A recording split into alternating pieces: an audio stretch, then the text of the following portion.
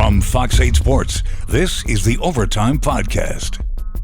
From the Fox 8 studios in New Orleans, this is the Fox 8 Overtime Podcast. I am your host, Shough, Fazende, riding shotgun as he does each and every podcast. This is Andre Johnson. Jr. Do not forget the Jr. It's very important to remember the JR at the end of the name. Before we get into today's content, be sure to like, share, rate, review. If you're watching us on YouTube, hit that subscribe button, get the bell notification from when we drop that fire content. Also, hello to the Gulf Coast Sports and Entertainment Network. Glad you have found us here. By the way, there's going to be a lot more stuff on this channel, so stay tuned for that beginning Wednesday.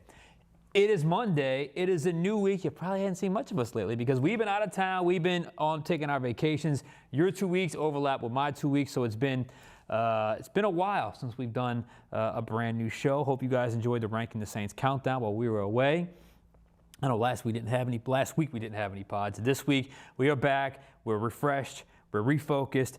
I am energized. I'm ready to go. How you feeling today? I'm feeling good. You know, we were kind of enjoying the calm before the storm because, you know, training camp gets started this week. And kind of the finale of that was Saturday night, excuse me. Both of us were in the Smoothie King Center for UFC 318, Dustin Poirier's retirement fight. And I've got to say, man, I was at the Super Bowl in the 100 sections. I've covered national championships. But being octagon side, on the floor, first row for a UFC fight, the way that the Smoothie King Center was rocking, that might have been the most incredible experience I've ever had in sports. Look, it blew me away. I actually went with my wife, my sister-in-law, and brother-in-law. The three of us outside of my wife are big UFC people. My wife is not, so she came with her. She was a soldier and came, and she was enjoying the events somewhat because she's not always into some of the violence that you see. But as for a live event, that was unbelievable, man. That was unbelievable. And the Smoothie King Center, 18,000, perfect setup for it, no bad seats. I was in section 106. I was on row 22. I had perfect sky. I could see the Jumbotron and the Octagon. It was equal eye length. You don't have to love UFC to appreciate an event like that. I'm so happy that it came off. It was a good night of fighting. It wasn't a lot of bad fights. Poirier gave it his all. I thought it was a great send-off for him. Obviously, he lost the match, but I think he battled. And I thought, look, the icing on the cake is Dana White said it after. He said, look, we're going to be back here. So New Orleans, once again, you put on a show, another big sporting event, and you rocked it, just like the Super Bowl a couple of months ago. So all in all, I had a fantastic time at UFC. Oh, yeah, that was special. I could see, it was funny, Dana White said he actually hadn't even been to the city in over a decade. So coming here and seeing how Louisiana showed out for Carly Giudice on the prelims, Brendan Allen had a big win. They showed out for Dustin Poirier, Lil Wayne was there, Cam Jordan, Mark Ingram, Ryan Clark, our guy Jermon Bushrod. I was there, You know, a lot of, I think you said you saw Tyler Shough there. I saw him. He was in the same section as me. They were a few rows up, but they were kind of in a different section. So I saw Eric McCoy on the way out, just told him hello real quick on the way out. Hello and goodbye, obviously, because we were leaving. I said, I'll see you this week. He kind of just smiled as we walked off. So, look, man, it was awesome. I hope it comes back soon to New Orleans. Obviously, it's not going to be. UFC is a little different, so that it goes to different places. But I hope it's in the regular rotation from here on out because it was certainly worthy of it. And they got some good Louisiana fighters. So, all things being considered, it was an A+ Grand Slam hit.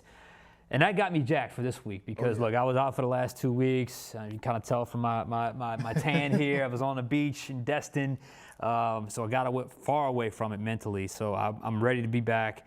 I'm ready to do this pod. I texted you like Saturday the topic for today's pod. That's how, like, all right, I'm ready for it. I'm just ready to get back into it because this is what I live for. It's what you live for. This is what we do. It's training camp week. Saints open training camp on Wednesday, July 23rd.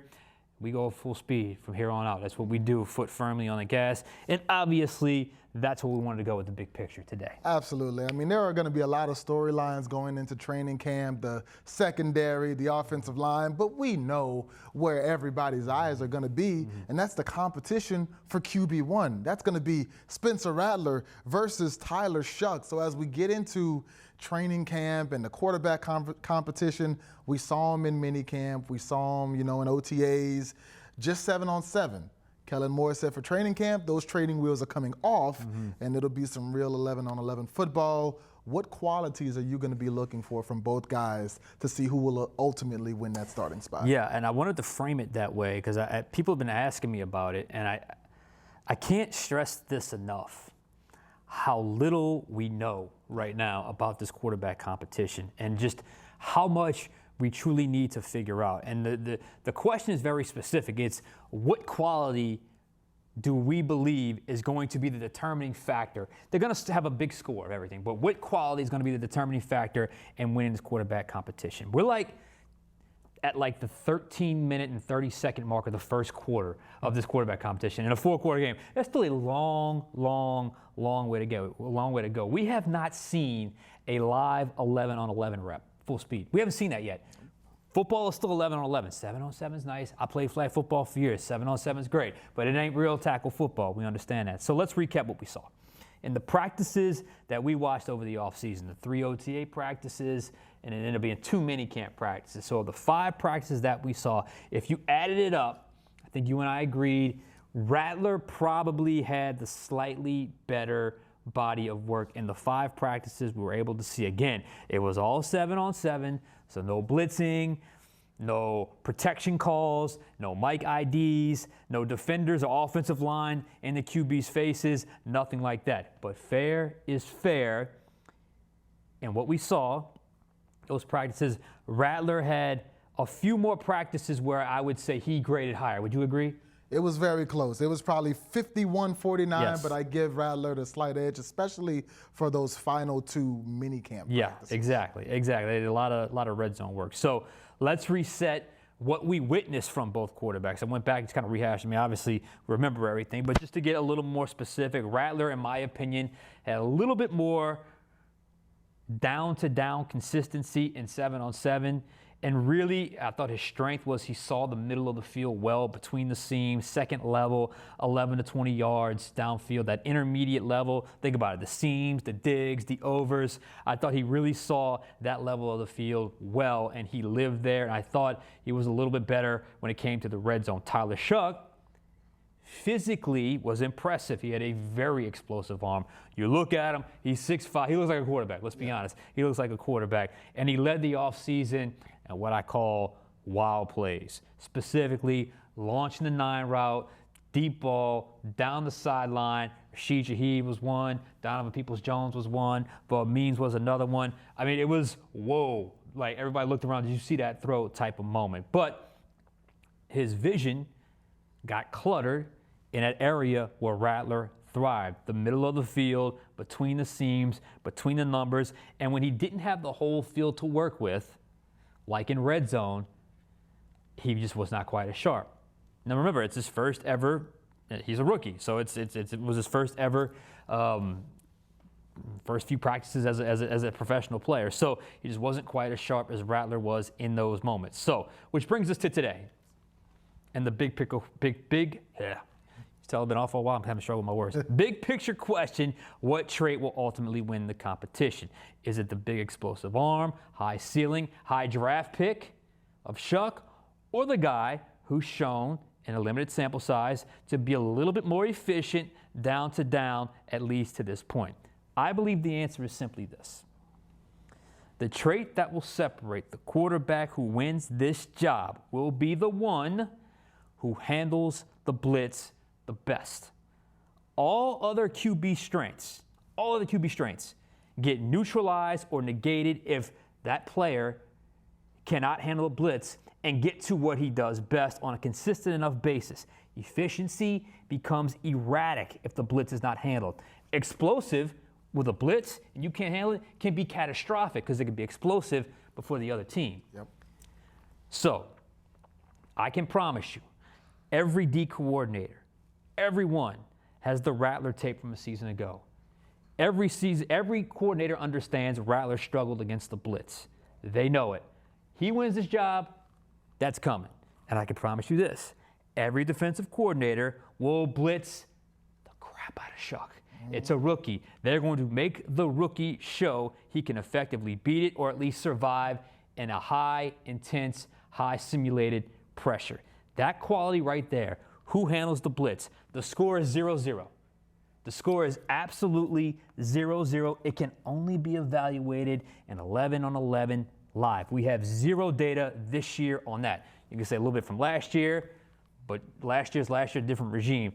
This offense, Kellen Moore, who is the best at handling the blitz? So you want to ask me what will I look for most in the competition? It's trying my best to determine who handles the blitz the best. Show me who that player is, and I will show you the Saints starter in 2025. Yeah, you know, when I think back to OTAs and minicamp, I think back to what Alontae Taylor said to us when we talked to him. And he was talking about the quarterbacks, and he was kind of challenging them a bit, but he also said, you know, both of these guys have been incredibly consistent so far through 7-on-7 work because they were putting up like, oh, they were 8 for 8 on a day. They were all, yeah, they were all doing great, right. But he said when there's a pass rush, when the cornerbacks can actually compete, when these guys can't sit back there for 8 seconds, will that consistency stay? And I think that's what I'll be looking for in the 11-on-11 period, because you talked about both of those guys' strengths. We saw some weaknesses as well from Spencer Rattler last season and from Tyler Shough kind of in the small sample size that we've been able to see. And I think it'll be who can overcome those weaknesses in a shorter amount of time. For Spencer Rattler, his decision-making is a big weakness of his. When you look back at some of the turnovers he did, you know, the deep shot in double coverage to Rashid Shaheed against Tampa, the late interception on the sideline against Tampa, the interception over the middle against the Raiders, you know, he made the one against the Packers in triple coverage. He made a lot of bad decisions last year. Now, we saw him be efficient in 7-on-7. Can he bring that efficiency to 11-on-11? And a lot of that is based off of what you mentioned, the pressure. He panicked under pressure last year. When the defense blitzed him, he did not respond well to that. And you can say, you know, that was offensive line. And to a degree, yes, the offensive line being banged up did contribute to that. To start the season, you've got 4 first-rounders on that line now. And the guy who isn't a first-rounder is only an all-pro. He's the best one, Eric right. McCoy. So, you know, I'd like to see him respond a little better under pressure this year. Also, Spencer Rattler, you are the more experienced quarterback. You played more games in college. Despite Shough having more seasons, you played more games in college. You've played more games in the pros. Spencer Rattler should look like he's the more experienced quarterback when you look at those two on the practice field. He should look more seasoned. Even though he's only a second-year player, he's got the experience edge over Shough. That's got to show. And also, I need to see more deep balls from Spencer Rattler. You know, that's Shough's biggest strength, you know, the touch on that deep pass. We saw it throughout minicamp. We saw it throughout OTAs to, you know, Bub Means, those 60-yard bombs in 7-on-7s. We haven't seen Spencer Rattler complete a deep pass. You know, he underthrew a deep pass to Rashid Shaheed in OTA work and minicamp. So I'd like to see Spencer Rattler. He has a strong arm. We know he throws it with a lot of velocity. I want to see him with the touch on those deep passes. And when you go to Tyler Shough, you got to work the middle of the field. The middle of the field is where he has felt, I don't want to say uncomfortable, but he's definitely not as comfortable as he was throwing to the sidelines. But if you're a starting quarterback in the NFL, with the pressure coming, with experienced and talented cornerbacks out there, linebackers, you've got to be able to work the middle of the field. If you can't do that, you can't start, not just for this team, but for any team. And for Tyler Shough, I said Spencer Rattler has to show he's the more experienced guy. Shough's less experienced. It is what it is. He's going to have to adjust to the speed of the game quickly because that's the biggest change from college to the pros. Obviously, guys are more talented, but the guys you're playing with are also more talented than you had at, you know, Louisville and Oregon and all of that. But can you adjust to the speed of the game? Can you slow it down mentally like all the, you know, pros start to say, you know, in my second or third year, things slow down? Shough doesn't have the benefit of 2-3 years because if he doesn't play well this year, there may not be a year 2 or a year 3, at least as a starter. So can he adjust to the speed of the game? And the same thing as Rattler, it's going to come down to efficiency, you know? And that's we're going to see a lot of that, you know, in the upcoming days and the upcoming weeks in training camp when those training wheels come off and we can see Carl Granderson and Chase Young and Brian Brzee start to get after these guys and see who folds and who steps up. This is why I keep going back to this. We have seen like a watered down version of a competition through off season. I mean, as watered down even for watered down sake. Like I mean, there's just so little data points to even go by because we haven't even seen 11-on-11. So what I'm curious about is how long does it take? And look, there's going to be, I would imagine, I hope we get 11-on-11 live the first practice. I mean, they've had enough 7-on-7, wouldn't you agree? Yeah. So I hope there's not even more easing into it. I hope they get back to 11-on-11 or get started with 11-on-11 on Wednesday. I'm very curious to see how long it takes for whoever to get comfortable. And remember, this is also a new offense for everyone. How long it takes, who takes the initial lead, who swings back, and then there's going to be a whole sort of leveling off, because then you take it up a few notches when preseason gets here. You know, I was asked on the radio, I was on a radio show in Baton Rouge. They said, you know, how long do you expect this to take? I don't know about you, but I kind of expect it to take the full thing. I think it's going to be training camp, preseason. I don't see, with a guy like Rattler, who has very minimal starts, and a guy like Shough, who has 0 starts, them just assuming practice 11, they know who the guy is. I don't, unless there's an unforeseen circumstance, which no one wants, I don't see that happening. So I think it's going to be the most watched thing, obviously, the entire training camp. But I also think there's going to be certain things that we see that may look good or bad, but when they go in that film room, it's actually the opposite. Because look, maybe they made an adjustment to a protection that was the right thing, and it made the play look kind of fuzzy, but they made the right decision. Or maybe it was a play where they kind of got away with something. There wasn't supposed to be, not get away with that in the game. So we may think it's a plus, and they may think it's a minus. So there's so many factors here, and I just go back to my original point. We are so not there with this quarterback competition. We aren't close to naming anyone. We aren't close to seeing. We aren't close to a decision on who could ultimately be the guy. If you talk to the fans on the street, like I had a guy yesterday in a restaurant tell me it's Rattler. I've had other guys tell me it's Shough. They think it's going to be Shough. I tell them all the time, I don't know. I think if it's close, really close, if it stays the score like it was in off-season through training camp, preseason, I tend to think it's going to be Shough, because that's Kellen Moore's guy. But you never know. I don't want to say there's a favorite right now. I guess there kind of is. I don't want to back myself into a corner with that. I would say Shough might be the favorite at this point, just because of it. That's the guy Kellen Moore drafted. I agree. I mean, we talked about UFC earlier in this episode, and I always compare it to a UFC fight. You know, in the UFC championship fight, you go into that fight understanding if you're the challenger, you have to finish the champion. You have to knock him out or make him tap, because if that fight goes the full 5 rounds and it's in the judge's hands and they have to make a decision, they're always going to lean the champion's way. Always. In this case, Tyler Shough is Kellen Moore's champion. He's the guy who they drafted in the 2nd round. He's the highest drafted quarterback for this franchise in 50 years. So I think a tie or anything close, if this has to go to the judges, the coaching card, if you will, I think that goes to Tyler Shough, because he is their guy. They picked him. In the same way that last year, when it was a tie between Jake Haener and Spencer Rattler, the guy who Clint Kubiak picked, Spencer Rattler, was the one who wound up starting the games when Derek Carr went down. So I think Tyler Shough probably just has the edge when it comes to being the coach's guy. But like you said, I think this goes all the way to the last week of August, because it's almost malpractice unless one guy goes out there and stinks it up in the first couple preseason games to call this competition early. You have to wait till, obviously all of these practices are important, but you got to see them in live game action against some other players who are also battling for roster spots. So I think the preseason games will be very telling. It will be. And this is not like Jameis and Taysom a few years ago. A, both those guys were older. B, it was a competition, but I think most people felt like Jameis was going to win that because he was the more natural quarterback.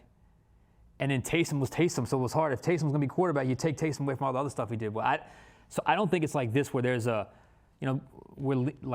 kind of leaned towards Jameis in that one. I think Shough's the slight favorite right now, but it's very winnable for Rattler. If he outplays him, he outplays him, because there's far too many veterans there that you can't lose as a rookie head coach by playing a player that did not necessarily win a quarterback competition. So I think that's another important point as well. I agree, because with Jameis versus Taysom, I mean, the stakes are almost higher in this situation because you were looking for your quarterback for the next 5 years with Jameis versus Taysom.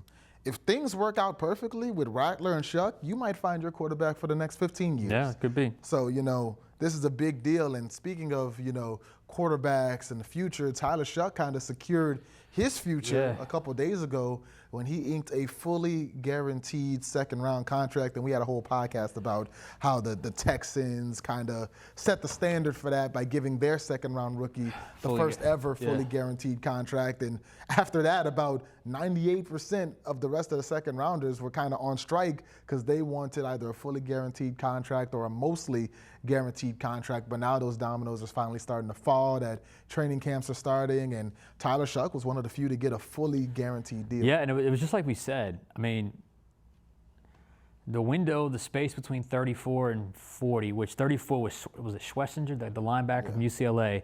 So Higgins got the fully guaranteed contract. So did Schlesinger, and that's 34. So what is that? Six picks later was Tyler Shough. We always felt like it was in everyone's best interest just do the guaranteed contract because, it's a way to show your guys that you're willing to pay them and give them guaranteed money.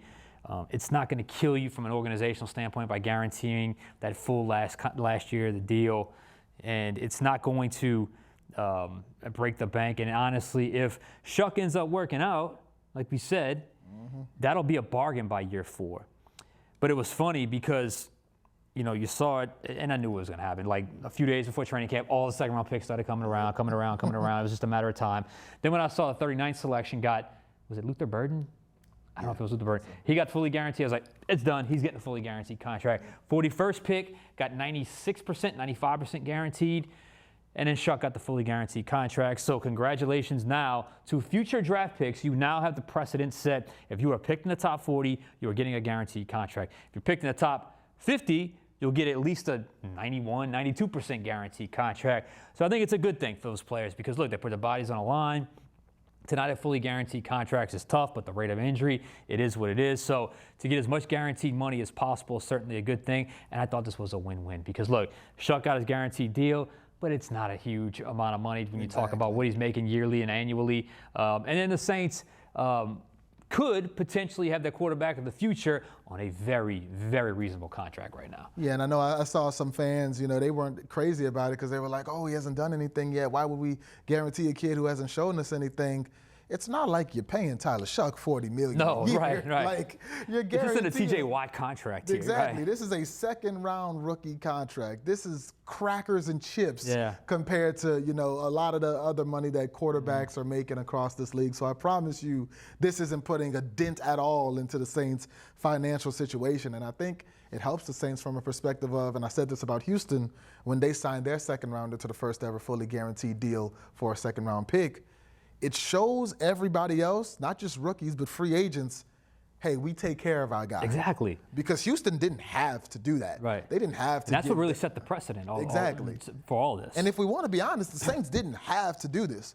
What's Tyler Shough going to do, sit out? We spent 18 minutes talking about how he has a quarterback competition to win. Tyler Shough can't afford to miss a week or 2 weeks of training camp because that could be the difference between him sitting the bench to start his career or him starting week 1 against the Arizona Cardinals. So if anybody had more leverage and power in this situation, it was the Saints. They didn't have to make that deal, but they took care of their guy. They took care, I called him Kellen Moore's champion. They handled the contract situation for their champion. That sends a message not only to young players across the league, but to other free agents as well. Hey, the Saints didn't have to take care of their guy, but they took care of their guy. And I think for the pennies that, in NFL money. Right, NFL pennies, not regular It wouldn't be pennies to me, but in NFL circles, the pennies that you're guaranteeing to Tyler Shough, I think the payoff, especially if he's as talented as I know most of this fan base hopes he is, the payoff could be enormous. And if it doesn't, this is not like signing somebody to a $100 million contract and them not working out by year 2. I mean, if it's clear he's not the guy by year 2, it's not even that expensive of a backup, $2.5 million a year, whatever it is. So it's not even an expensive backup. So I didn't say, and look, what were they going to do? Once 39 got 100% and 41 got 95%, what are you going to say? We're going to guarantee you 99%. Like, what is that? Just guarantee the whole deal at this point. Right. And the Saints were able to get it done. And look, for Shough, he set the precedent. So now if you're a top 40 selection, you're getting a guaranteed contract from here on out. So thank Tyler Shough for that one. So I think all in all, that was a good thing. And, I don't think it was ever contentious. I don't think it was ever going to be contentious. I think it was always going to be the week before camp, all these guys are going to get in line. There is absolutely no need whatsoever for a holdout. Those days have been over for a long time, or at least the major ones. And he's a second-round pick with no experience. You need as many reps as possible so get your butt to camp on time.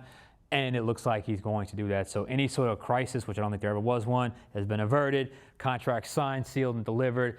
Let's have a good competition for training camp. What else are you looking for this week? I'm actually looking forward to tomorrow where we hear Mickey Loomis talk. Yeah. You know, we only get to hear Mickey Loomis talk about 2-3 times a year for real. Last time we heard him was for the draft press conference where he was ducking all of those Derek Carr questions because it was a draft press conference. So I'm looking forward to hearing him talk and getting some perspective now that we know who they did draft and we know we have this competition and we know, there's the expectations for this team are very low. I'm curious to see what he'll say tomorrow. Yeah, that's it. I mean, it was on that show I was telling you about. They asked me, have you ever been, because ESPN ranked him the 32nd ranked roster in the NFL.